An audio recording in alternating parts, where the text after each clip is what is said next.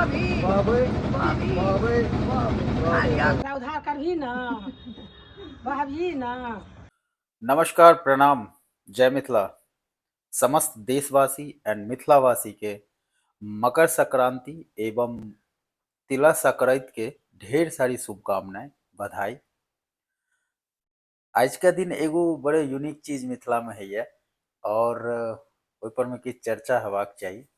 ओहि यूनिक चीज के नाम छे समस्त परिवार जे घर में बुजुर्ग होइ छथिन, खास करके माताएं अपन पुत्र के छोट जे हुनका श्रेय छनि हुनका तिल और चौर गुड़ दै छथिन और 3 बेर कहै छथिन कि तिल चौर बहबै ना, तिल चौर बहबै ना एंड तिल चौर बहबै ना।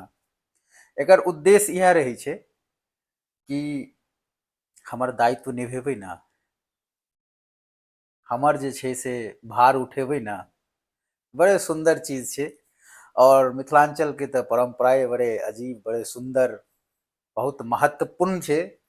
तो आओ किछु दृश्य के साथ अहाँ सबके देखा रहल छी आज का दृश्य।